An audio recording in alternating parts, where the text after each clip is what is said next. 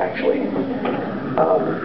But you know, I'm really glad, because sometimes it feels like in the campaign that sometimes it really gets down to, you know, pick me because I want to have the job.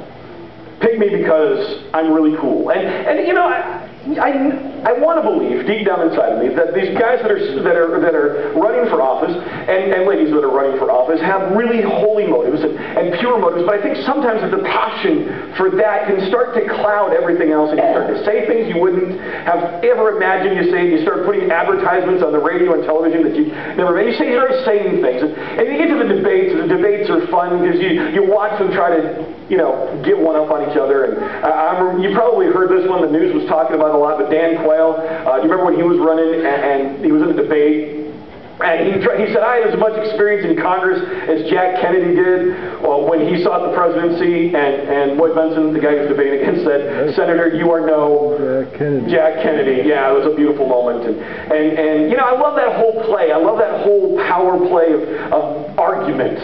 But then it starts to get seen kind of just, you know, kind of me. It's about me. We've lost what it's really about, the values and the issues, the stuff that's really important. But I think there's something inside. Have you ever picked a fight with okay, not your spouse. You wouldn't do that. You were much more mature than that. Have you ever picked a spouse with your parents? Picked a spouse?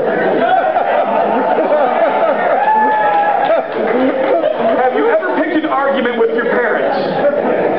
I'm really not sure what that other sentence even said. A little I hope there's nobody here that's into Freud trying to figure that one out.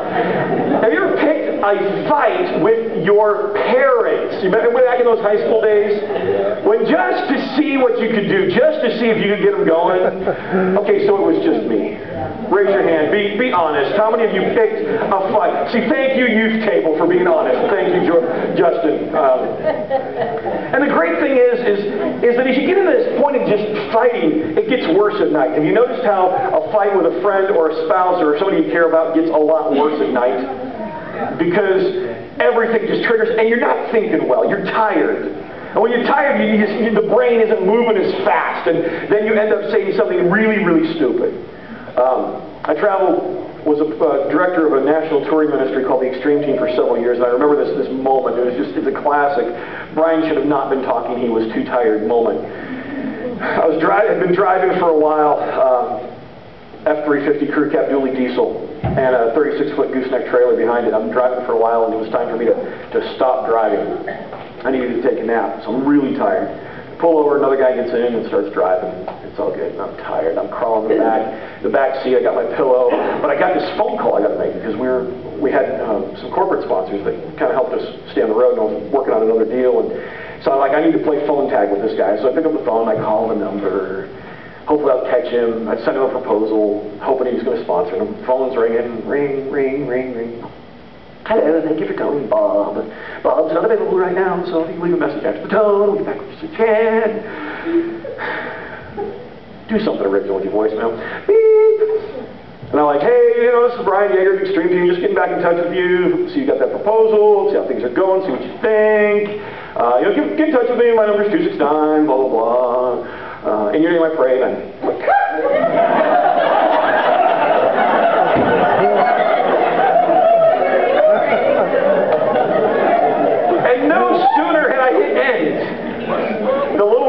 you snorted on that phone. Then I'm thinking,